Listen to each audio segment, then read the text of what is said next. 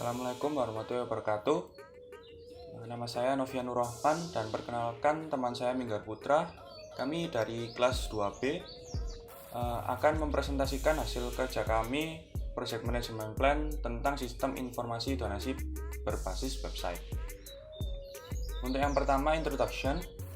Dokumen ini merupakan Project Scope Management Plan dari proyek sistem informasi donasi yang bertujuan untuk membangun dan memberikan konfirmasi atau pemahaman atas ruang lingkup proyek pembuatan sistem informasi donasi berbasis website untuk mencegah skop cenderung melebar.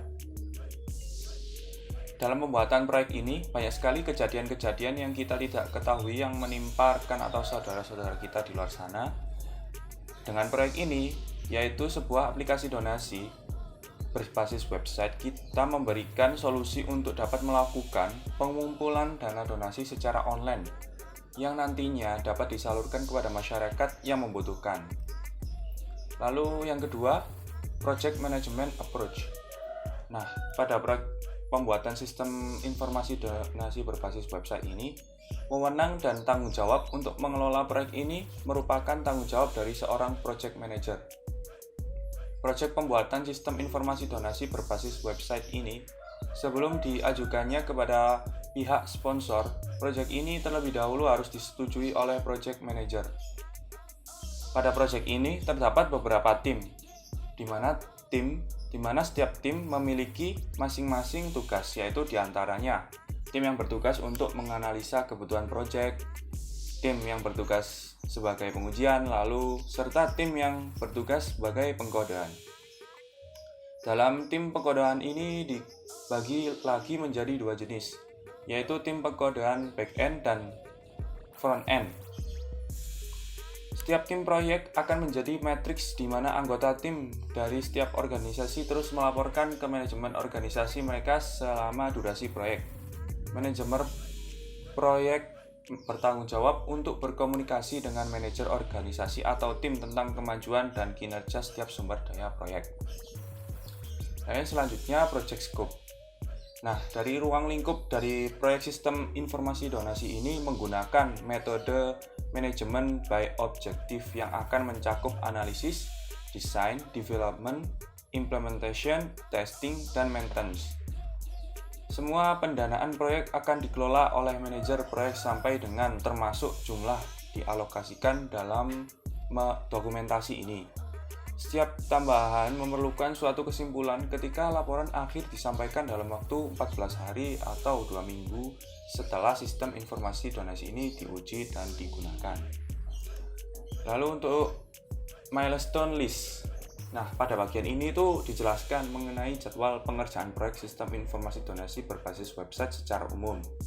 Nah, di sini terdapat ya milestone, lalu ada description, ada tanggalnya.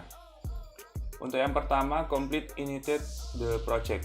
Nah, di sini tuh melakukan analisa masalah dan penulisan dokumen project plan, analisa budget yang dibutuhkan untuk tanggal 6 bulan 5. Lalu selanjutnya melakukan analisis kebutuhan proyek. Lalu membuat desain teoritis untuk perangkat lunak. Lalu membuat sync kode program atau implementation program. Nah, ini jadi kayak ngoding gitu. Lalu menilai kualitas program dengan mencari ketidaksesuaian program atau bug dengan harapan pengguna dalam dokumen requirement. Lalu melakukan pembenahan sistem program. Yang terakhir membuat laporan hasil proyek. Lalu schedule, baseline, and work breakdown structure.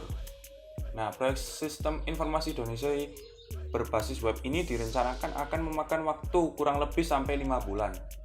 Proyek ini dimulai pada bulan April tahun 2020 dan berakhir pada bulan Oktober tahun 2020. Jumlah hari kerja dalam seminggu adalah 5 hari, yaitu mulai hari Senin sampai Jumat, dengan masing-masing membutuhkan sekitar 3-4 jam per hari. Lalu change management plan. Nah, berikut ini langkah-langkah yang akan dilakukan dalam mengawasi perubahan yang mungkin terjadi selama pelaksanaan proyek. Nah, langkah pertama yaitu mengidentifikasi kebutuhan akan adanya perubahan. Stakeholder yang meminta adanya perubahan pada sistem harus mengisi formulir permintaan perubahan dan diserahkan kepada project manager. Lalu yang kedua, mengunci daftar permintaan perubahan. Dan yang ketiga, melakukan evaluasi terhadap perubahan yang ada. Lalu memasukkan semua permintaan perubahan. Lalu keputusan mendiskusikan proposal perubahan tersebut dan memutuskan apakah permintaan perubahan tersebut diterima atau tidak berdasarkan pada semua informasi yang ada. Dan yang terakhir, melaksanakan perubahan. Jika permintaan perubahan diterima, maka project manager akan melakukan update dan penjadwalan kembali semua dokumentasi proyek yang diperlukan dan juga memastikan perubahan tersebut dibicarakan kepada tim proyek dan stakeholder. Lalu selanjutnya, communication management plan. Nah, di stakeholder proyek akan mengambil peran proaktif dalam memastikan komunikasi yang efektif di proyek ini. Persyaratan komunikasi yang didokumentasikan dalam matriks komunikasi disajikan dalam dokumen ini. Nah, siapa saja yang melakukan komunikasi dan kepada siapa komunikasi dilakukan? Subjek pelaku komunikasi pada proyek sistem informasi donasi berbasis website ini antara lain, bisa dilihat pada tabel berikut. Nah, untuk laporan status mingguan, lalu deskripsinya ringkasan status proyek, frekuensinya setiap minggu pada hari Jumat, formatnya ini, partisipasinya stakeholder dan tim, deliverable-nya laporan status, owner-nya si project manager. Untuk selanjutnya ini bisa dilihat di tabel berikut. Nah, untuk direktori tim proyek untuk semua komunikasi yaitu saya sendiri dan teman saya. Judulnya project manager, sistem analis, dan sistem desain. Untuk teman saya programmer, software tester, dan sistem documentation. Untuk emailnya berikut. Lalu untuk nomor HP-nya sebagai berikut. Untuk cost management plan, di tabel ini berisi ringkasan anggaran berdasarkan komponen biaya yang direncanakan dan perkiraan biaya yang dibutuhkan untuk menyelesaikan proyek sistem informasi donasi berbasis website. Nah, untuk project manajernya sejumlah 22 juta. Lalu analisis dan desain sistemnya 8 juta. Untuk programmernya 18 juta. Untuk desain programnya 15 juta. Untuk testingnya 10 juta, untuk dokumentatornya 10 juta. Jadi totalnya sebesar 83 juta rupiah. Nah, untuk procurement management plan ini harus didefinisikan secara jelas untuk merencanakan langkah-langkah yang diperlukan untuk pengadaan barang pada proyek sistem informasi donasi berbasis website. Nah, project manager memastikan bahwa rencana yang akan dibuat tersebut akan memfasilitasi keberhasilan proyek. Nah, berikut tabel procurement management plan pada sistem informasi donasi berbasis website. Nah, untuk service lisensi Microsoft Project dibutuhkan untuk lisensi program project manager. Ini dibutuhkan pada tanggal 4 Juni. Lalu Adobe Dreamweaver untuk developer tanggal 4 Juni. Lalu Corel Draw untuk desainernya. Lalu si Photoshop juga untuk desainer.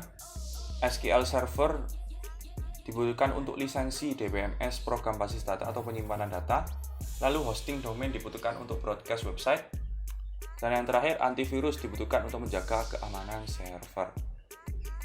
Nah, untuk project scope management plan, scope dari Project Management Plan dapat dilihat pada Work Breakdown Structure WBS pada berikut ini. Nah, kurang lebih seperti ini. Nah, ada inisiasi, requirement, development, testing, maintenance. Untuk diinisialisasi dibagi menjadi 4, yaitu penentuan kontrak kerja tim, pembuatan project, penyusunan proposal, penyusunan jadwal atau schedule. Di requirement dibagi menjadi 2, analisis sistem dan penentuan tools. Untuk development dibagi menjadi 2, back end dan front end. Lalu di front end dibagi lagi menjadi 2, yaitu desain halaman utama dan desain halaman menu dan fitur. Nah, untuk selanjutnya akan dijelaskan oleh teman saya, Minggar Putra. Baik, sebelumnya perkenalkan, nama saya Minggar Putra Ramadan. Di sini saya akan melanjutkan mempresentasikan tentang Project Management Plan, yang mana saya akan melanjutkan membahas tentang Schedule Management Plan. Pada Schedule Management Plan Bapak ini, atau di kelompok kami, jumlah hari bekerja dalam satu minggu ialah 5 hari bekerja, mulai dari hari Senin hingga hari Jumat. Dapat kita ketahui bahwa dari Project Management Plan di project kami, yaitu project dimulai pada tanggal 28 April 2020 dan project ditutup pada tanggal 9 Oktober 2020. Pada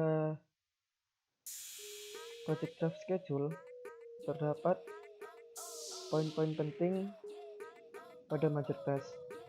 Yang pertama, initiating project, planning project, executing project, monitoring dan controlling, maintain, dan closing. Pada setiap poin major task terdapat subpoin yang ada di dalamnya. Serta pada tim project draft schedule terdapat estimasi yang diperlukan atau yang dimiliki oleh stakeholder project yang akan dihitung jam per bulannya. Yang selanjutnya yaitu quality plan. Kualitas dari setiap software diperhatikan dari setiap laporan yang ada serta pada bagian akhir atau feedback dari revisi. Bila terdapat kekurangan, maka akan adanya perbaikan. Untuk kualitas maksimal, maka perlu dipatuhi dan dilaksanakan proses berikut ini. Yang pertama, melakukan analisis bisnis. Yang kedua, melakukan analisa permasalahan. Yang ketiga, melakukan desain sistem. Yang keempat, melakukan pembuatan program. Yang kelima, melakukan testing. Dan yang terakhir yaitu membuat dokumentasi pada setiap sesi.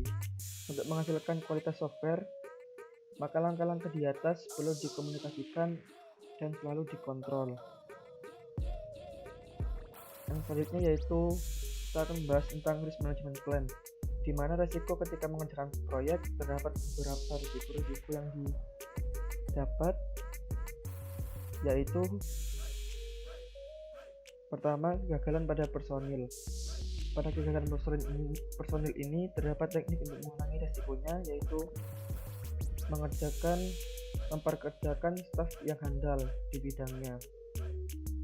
Nah, selanjutnya membangun kekompakan tim, membuat jadwal lebih awal bagi personel utama, job missing, mengadakan pelatihan dan peningkatan karir bagi setiap divisi. Risiko yang kedua yaitu estimasi biaya dan waktu yang tidak realistis, di mana teknik untuk mengurangi risikonya yaitu standarisasi metode, membuat beberapa estimasi, menganalisa proyek sebelumnya, membuat desain untuk biaya, serta meningkatkan pengembangan. Risiko yang ketiga yaitu mengembangkan fungsi software yang salah, di mana cara untuk mengatasi risikonya yaitu evaluasi dalam proyek ditingkatkan, survei pengguna, membuat prototype, membuat manual book untuk pengguna, membuat metode spesifikasi yang formal. Risiko yang keempat yaitu pengembangan antarmuka pengguna yang salah, di mana dapat diatasi menggunakan membuat prototype, analisis tugas, serta keterlibatan pengguna dalam proyek. Risiko yang kelima yaitu terlambat untuk mengubah kebutuhan. Cara mengatasinya yaitu membatasi perubahan yang terlalu banyak, meningkatkan prototipe, meningkatkan pengembangan, serta mengubah prosedur kendali. Risiko yang keenam yaitu pengembangannya terlalu sulit secara teknis, di mana cara mengatasinya yaitu melatih dan mengembangkan staff, analisis biaya, analisis teknis, serta membuat prototipe. Risiko yang ketujuh yaitu kegagalan menjalankan tugas eksternal, di mana cara mengatasinya yaitu mendesain atau membuat prototipe yang kompetitif, membangun tim, prosedur jaminan kualitas, serta kontrak insentif.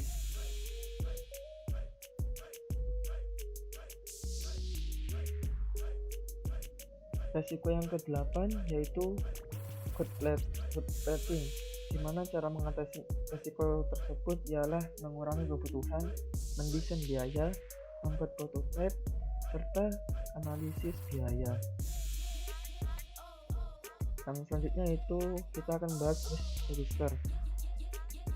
Risk register merupakan daftar risiko yang dihadapi perusahaan setelah melalui proses identifikasi. Register risiko ini bermaksud untuk mengelompokkan akibat risiko-risiko yang telah tadi dibuat pada bagian risk management plan yang akan dikelompok-kelompokkan. Adanya risiko tersebar pada sebuah proyek, yaitu dari segi biaya, waktu, dan ruang lingkup pekerjaan proyek yang kurang detail. Maka kami akan menyertakan teknik-teknik yang digunakan untuk mengurangi risiko tersebut. Yang pertama yaitu risiko kegagalan pada personal stakeholder project. Contoh kejadiannya yaitu kesalahan dalam pengodingan, tim tidak kompak, jadwal yang rancu dan tidak jelas, serta menguasai pada bidangnya. Maksud saya tidak menguasai pada bidangnya. Dampak bagi project yaitu rendah, serta biaya dan waktu akan sedikit menyimpang dari target. Untuk mengurangi risikonya, memperkerjakan staf handal di bidangnya, membangun kekompakan pada tim, karena pada kekompakan tim ini sangat riskan bila mana tidak dibangun kekompakannya. Maka bila mana tidak dibangun kekompakannya, project akan miskomunikasi antar tim, maka akan mengakibatkan project akan berjalan tidak sesuai rencana. Teknik mengurangi risiko selanjutnya yaitu membuat jadwal lebih awal bagi personil utama, job matching, mengadakan pelatihan dan peningkatan karir setiap divisi. Risiko yang kedua yaitu estimasi biaya dan waktu tidak realistis, di mana contoh kejadiannya yaitu kurangnya biaya pembuatan sebuah proyek, biaya yang berlebihan, serta kesalahan menghitung dan memperkirakan biaya dan waktu. Dampak bagi proyeknya yaitu sedang. Untuk pengaruh biaya dan waktu, membutuhkan dana tambahan dan waktu sedikit menyimpang dari target, di mana teknik untuk mengurangi risikonya yaitu standarisasi metode, membuat beberapa estimasi, menganalisa proyek sebelumnya, membuat desain untuk biaya, serta meningkatkan pengembangan. Risiko yang ketiga yaitu kegagalan pada komponen yang disuplai oleh pihak eksternal dan kegagalan kinerja real time, di mana contoh kejadiannya yaitu kurangnya disiplin dalam divisi yang berakibat target waktu terselesainya proyek akan mundur. Dampak bagi proyek yaitu tinggi, di mana akan membutuhkan dana tambahan yang signifikan dan akan menyimpang dari target. Cara mengatasinya yaitu melakukan batch making serta menerapkan stakeholder yang benar. Risiko yang keempat yaitu mengembangkan fungsi software yang salah, di mana contoh kejadiannya yaitu kesalahan dalam pemrograman, analisa kebutuhan yang salah, serta kesalahan dalam desain program. Untuk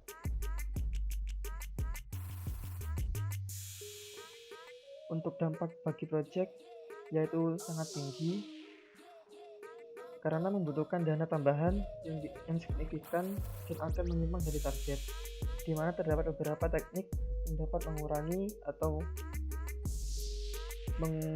mengurangi risiko tersebut, yaitu evaluasi dalam proyek ditingkatkan, survei pengguna, membuat prototipe, serta membuat manual book untuk pengguna. Risiko yang kelima yaitu mengembangkan antarmuka pengguna yang salah, di mana tema kejadiannya yaitu kesalahan dalam mengembangkan antarmuka pengguna serta kesalahan dalam desain. Untuk dampak bagi proyek yaitu tinggi karena membutuhkan dana tambahan, karena bila terjadi maka membutuhkan dana tambahan yang signifikan dan akan menyimpang dari target. Cara mengatasinya yaitu membuat prototipe, analisis tugas, keterlibatan pengguna dalam proyek. Dan selanjutnya yaitu staffing management plan. Pada proyek ini, staf merencanakan pengelolaan sumber daya proyek. Pada tim proyek tersebut ialah pertama Navian, yang mana Navian ini memiliki peran sebagai project manager, sistem analis, dan sistem desain. Yang kedua yaitu Linggar Putradia Ramadan, yang memiliki tugas sebagai programmer, software tester, dan sistem documentation. Dan selanjutnya yaitu resource calendar. Pada proyek tersebut memerlukan perubahan jadwal terhadap jadwal yang sudah ditentukan. Apabila ada perubahan jadwal, maka diperlukan pertemuan terlebih dahulu antara tim dan manajer proyek untuk mengevaluasi apakah benar diperlukannya melakukan perubahan jadwal, dan diperhitungkan apabila ada perubahan jadwal akan berpengaruh pada bagian apa saja.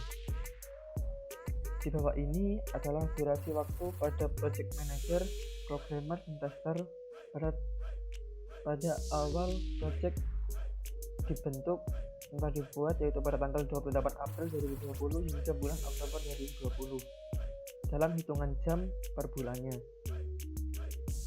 Untuk bulan April, project manager memiliki jam per bulannya sejumlah 80 jam, di mana pada bulan April ini project dimulai pada tanggal 28, maka jam pada project masih dibilang di bawah 100 jam, serta programmer dan tester masih belum melakukan inisiasi sebuah project, karena pada fase di bulan April ini ialah fase inisiasi project, yang mana project itu dibuat atau dikoordinasikan kepada project manager. Pada bulan Mei, project manager memiliki jam per bulannya sejumlah 145, yang mana programmer memiliki waktu jamnya sejumlah 80 jam, serta tester sejumlah 30 jam.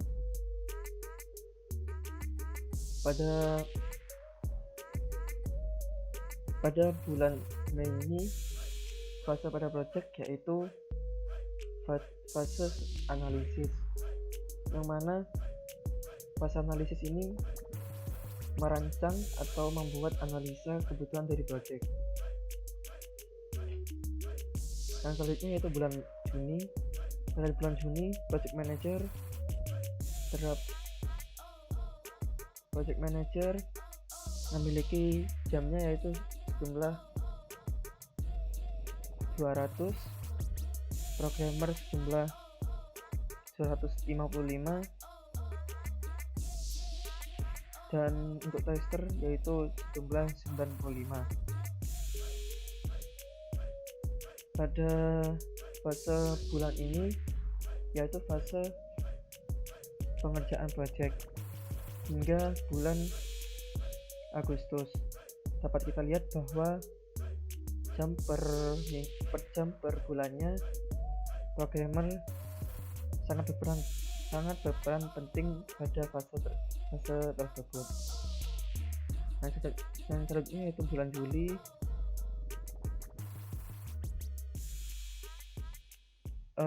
Project manager sejumlah 200, programmer sejumlah 220, dan tester sejumlah 110. Agustus project manager sejumlah 120, programmer sejumlah 125, serta tester sejumlah 120. Dan September, pada grafik tersebut, pada bulan September jam per bulan dari project manager dan programmer sedangkan tester meningkat karena pada bulan September hingga Oktober ini ialah proses testing atau proses maintenance, di mana peran dari tester sangat diperlukan, maka jam dari tester akan meningkat. Yang selanjutnya yaitu cost baseline, di mana biaya yang telah ditentukan pada proyek ini telah disesuaikan dengan hasil dari analisis kebutuhan proyek serta kualitas software yang telah dihasilkan. Pada proyek fase yang pertama yaitu requirement atau analisis kebutuhan sistem, di mana budgetnya sejumlah 8 juta karena termasuk jam kerja untuk semua anggota tim proyek untuk mengumpulkan analisa dan kebutuhan yang dibutuhkan oleh proyek. Untuk fase desain sejumlah 15 juta, untuk coding sejumlah 18 juta, testing 10 juta, dan yang terakhir yaitu transition dan close out yaitu sejumlah 10 juta, termasuk semua jam kerja untuk transisi ke operasi dan penutupan proyek. Yang selanjutnya yaitu quality baseline. Proyek sistem informasi donasi berbasis proyek ini harus memenuhi standar kualitas yang ditetapkan dalam baseline kualitas. Kualitas diukur dari ketepatan waktu dan ketepatan fungsi software sesuai kebutuhan, di mana kualitas software ini sebanding dengan biaya yang telah disetujui oleh pihak sponsor. Kualitas yang pertama yaitu fitur transfer dana, di mana setidaknya metode pentransferan dana secara online menggunakan bank umum milik negara serta dompet digital. Karena mengapa kita memerlukan bank umum? Karena bank umum ialah pastinya akan dimiliki atau bakalan dipunya akunnya oleh pengguna. Misalkan bank swasta otomatis masih minim dimiliki oleh pengguna.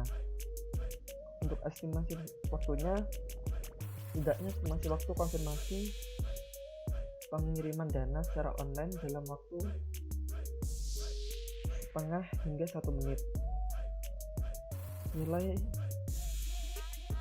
kualitas yang kedua yaitu kevalidan data kepentingan donasi, yang mana pemenuhan dokumen persyaratan kepentingan donasi sedetail mungkin. Estimasi waktunya setidaknya mengisi formulir dokumentasi persyaratan donasi dengan estimasi waktu 8 hingga 10 menit. Yang ketiga yaitu kevalidan hasil laporan total dana. Acceptable levelnya tidak ada kesalahan terkait laporan hasil dana yang didapat. Estimasi pembaruan laporan hasil dana selama 1 hingga 2 menit. Kesesuaian item yang keempat yaitu kesesuaian, di mana tidak ada kesalahan terkait dengan menjalankan perangkat lunak dengan aplikasi yang kompatibel, serta item yang kelima yaitu dokumentasi pendukung. Tidak tidak adanya kegagalan kurang dari 1% dalam pengujian beta penggunaan pengguna baru dan menjalankan fungsi perangkat lunak.